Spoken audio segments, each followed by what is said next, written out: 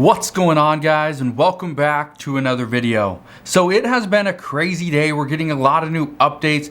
I'm going to break down what is currently going on with Nancy Pelosi and Democrats, why they're actually pushing for the full $3.5 trillion infrastructure spending bill as opposed to cutting it down and getting the support from the Senate. So again, this is contradicting what happened yesterday where Nancy Pelosi came out and said, yes, we are going to work with our colleagues in the Senate and make sure that this $3.5 trillion bill not just passes the House, but can pass the Senate as well. She's now changing her tune. So I'm going to bring you updates on that. We also have updates on one person wanting more for the elderly. I want to bring that to your attention because this is actually a new idea, new proposal, but we have no details of it yet. So I want to break this down, kind of what we're seeing and why. We're also going to dive into student loan forgiveness. There's another $1.1 billion that was forgiven today or will be forgiven. And we're also going to bring out some news on Afghanistan because things are not looking good at this time. So again, hopefully you guys are having a wonderful day so far. If you are, do me a favor, go ahead, hit that like button. I like it. It helps out the channel, and I just like to see all you guys are having a great day. So here's what we know. First, Ayanna Pressley. She is planning something big for elderly and for grandparents, and she wants to see more going to those who have been helped the least in this crisis. She says that they have not been forgotten by all, and she will propose something in the coming weeks. Again, we have no idea what this is going to be, but the main reason why is because lawmakers are tired of seeing the elderly being forgotten. Medicare, the expansion of Medicare is on the table.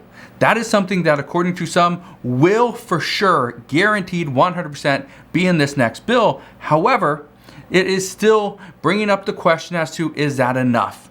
And many say, no, it is not. So this is where many lawmakers are planning to do something so that older people do get some assistance. And this is even if we see an additional stimulus check, this would be an addition to that. So that right there is some good news. We also know that today, Janet Yellen and the Treasury, they decided to change the rental assistance application rules. The rental assistance programs have just been crap. They have been horrible for the past 7 or 8 months. It's just been exhausting to try to deal with them. I've done it myself to help other people. Obviously I'm not doing it myself, to get rental assistance for me, but I've tried to help other people. And the process is just daunting. And so I understand where a lot of you guys are coming from. Here's something else we know. Right now, the Treasury, they decided to change this. They are now going to go on the honor system. So as opposed to getting all your documents signed by the whatever party, you can actually submit it and just using the honor system. You can attest to it yourself that yes, this is how much I pay for rent. This is how much I still owe. These are my, some of my documents. These are not forged, whatever, right? That is where we're seeing things go. Because the Treasury, according to them, they're appalled by the lack of funds that have gone out. However, states are sticking up for themselves saying, well, we're just following the rules. So one person, one party is saying, well, it's kind of on them, but the states are like, no, it's on you guys. You guys gave us this. You guys told us to do this. This wasn't on us. We didn't plan for it. So that's what we're hearing. But as I know more regarding rental assistance, I promise I will fill you in as we get there. Now here's the big news. Nancy Pelosi today is now going back on her word to moderates, and she is saying that she wants to see both of these bills passed together. Now, when I say together, she is not saying she wants to put these two, together, vote on them at the same time. Okay? She wants to see these voted on pretty close. But here's the problem. So again, even though the media is going to blow this out of proportion, here's the problem. According to many, and according to what Nancy Pelosi stated, she initially wanted to see these passed separately. Let's say one bill passes on September 27th, the other one passes on the 29th. I don't know if that's, 29th, I think it's a Wednesday. So that was initially the plan. However, there were concerns over which bill will pass first. Will it be the $1.2 trillion bipartisan bill? Because progressives say no, they will not vote on that if, okay, and this is the progressives in the House, which there's like 94, 95 of them, they will not vote in favor of the $1.2 trillion bill if the $3.5 trillion bill is not voted on first. And then you got moderates who say, we are not going to vote on that $3.5 trillion bill until that $1.2 trillion bill is passed first. That's the issue. So it comes back around and Nancy Pelosi says, we need to tie them together. And this is exactly what the fight was about with moderates was, no, let's not put them together. Let's pull them apart. Let's pass them separately. But Nancy Pelosi says, no, we have to put them together. And the reason why they don't want to put them together is because Republicans and moderates are not going to vote on a bill that's combined. They don't want to do that because that means Democrats and progressives can pretty much put whatever they want in that $3.5 trillion bill because they know Republicans really want and moderates really want that $1.2 trillion bipartisan bill passed through. But the good news is, if you are in favor of stimulus and stimulus checks and more assistance to the American people, putting the bills together actually brings it and makes it a higher chance and higher likelihood that more stimulus checks will be included. So according to a few staffers, this is one way to ensure stimulus checks. One expert says this is almost a guarantee that we will see them. So we will see what happens moving forward. Something else we know is that right now Democrats say they must go big. They must go big to secure their seats in Congress next year. President Biden, according to some, has made a mess of the Afghanistan situation, and something needs to be done to fix the poll numbers. Because the poll numbers, just in the past week, have been dropping. According to recent polls, the American people are saying that President Biden, he's at about 25% approval rating for the Afghanistan situation. And I can tell you right now, it's only going to drop after what's happened today. If you're not sure what's happened, stick around to the end of this video and I'll explain what has gone down.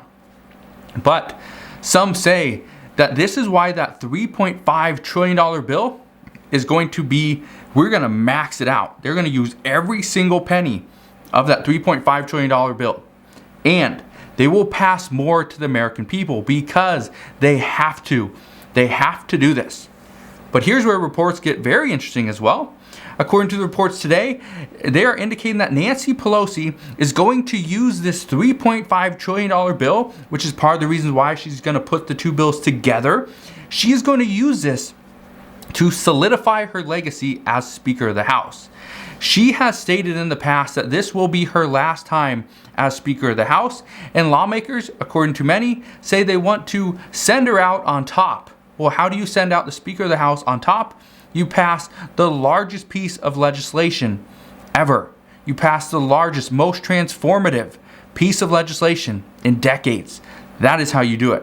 So, this is why experts are saying the $3.5 trillion bill, yes, there are reports that it will have to be cut down in order to get moderates on board. However, if they change the plan, put the two bills together, then moderates are already on board. So, this right here might not be the case. We might not see a infrastructure or stimulus bill in the $2 trillion range. This will most likely be anywhere between $3 and $3.5 trillion, which means there will be more assistance to the American people. We also know that they're not done. Lawmakers want to see more. As of right now, there is no student debt forgiveness in this infrastructure bill. However, Bernie Sanders, Elizabeth Warren, and Senate Majority Leader Chuck Schumer have all been fighting to get President Biden to just do an executive order and do $50,000 of a student debt forgiveness per borrower. However, the Education Department, the Education Secretary, Miguel Cardona, has not actually written back to President Biden to say whether or not he has the legal authority to do this. So, it's up to the Education Department and the Biden administration to slowly do whatever they can.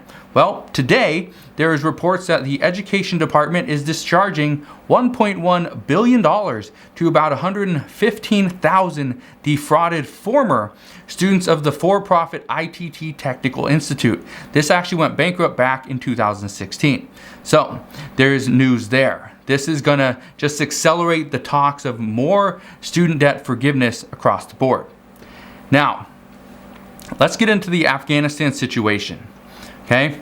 And I want to bring this up because this is something that we're getting a lot of reports that Democrats and Republicans are very upset, and the American people as well, are extremely upset with President Biden and the way the Biden administration has handled this entire Afghanistan situation. It was wrong from the get-go.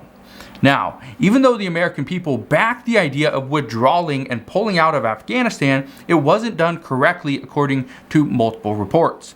We also know that this is one of the reasons why Democrats are saying we have to put more stimulus into the next bill, not just to provide for our country and the economy and get the American people back on their feet, but to get them to vote Democrat again. Because right now, things are not looking great. Here's what I can tell you. And again, this is sad news. It's very sad news out of Afghanistan today. I remember I watched multiple clips on the news, on TikTok, Instagram, Facebook, wherever. And I can tell you right now, it almost made me sad seeing people running, seeing children and hearing the cries. I get chills just thinking about it, okay? So it's not something I want to keep watching, but I want to be, in tune with what is happening across the world as well. So here's what happened. There were multiple bombings today, and multiple people lost their lives. Okay, we don't know the exact numbers yet, but there's multiple people that did lose their lives. Many are injured. The reports indicate that this is just the beginning, and that the reports are stating that this is how things are done and how things have been done in the past. Usually what happens is the U.S. Military would get some type of a demonstration. Like, here is what could happen if you do not, abide by our rules. Right? So, according to the reports, they state that right now, this is what they are doing. They're just giving a taste of what will happen if the U.S. military is not completely out of Afghanistan by August 31st. However, many lawmakers are saying, let's go back into Afghanistan, okay? Let's regroup. Let's retake the embassy, or retake the different buildings, retake it from the Taliban. Let's make sure we get our military equipment back, because right now things were screwed up. We did not pull out in the correct manner. According to multiple reports, the way that you pull out is you normally you get the citizens and informants and helpers. They all get flown out first. Then we follow up with pulling out our equipment. And with the last of our equipment, the military follows. That's the way it works. However, instead, we didn't do it that way, and we left about $80 billion in military equipment so that the Taliban can now use it. That is not good. According to reports today, President Biden has stated that the terrorists that did these attacks will be hunted down, and they will be hunted down because they killed at least 12 U.S. troops.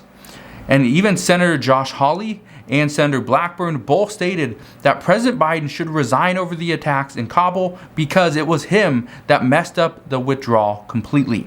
So that's what we're hearing right now. Again, it's not great news. I just want to warn you guys, if you go and look on, TikTok, Instagram, Facebook, wherever, there's some very graphic images and graphic videos. Like I said, I just get chills thinking about it. It's very tough to watch. But again, we have to stay in touch with what is happening across the world, because this does impact us. And this could really impact us if we see attacks here on U.S. soil again. So just keep that in mind. Things aren't looking great. There's a lot of discussions going on. Even Republican Representative Kevin McCarthy, who's the House Minority Leader, he's actually calling on Nancy Pelosi, Speaker Pelosi, to bring back the House and have them kind of pull back and let's go back into Afghanistan.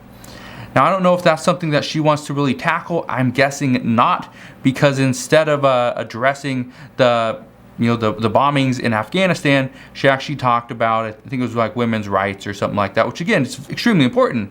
However, so is the bombings that are happening and killing U.S. citizens and U.S. troops. So right now there's a lot of stuff going on. People are blaming everybody. Lawmakers are going to blame the other party. Republicans are going to blame Democrats, and Democrats obviously going to blame Republicans. But as we know more, I promise I will fill you in on all the details. Again, I just want to thank you guys for watching. If you could, go ahead, hit that like button. It really does help out the channel. Also, consider subscribing, and I'll see you guys on the next one.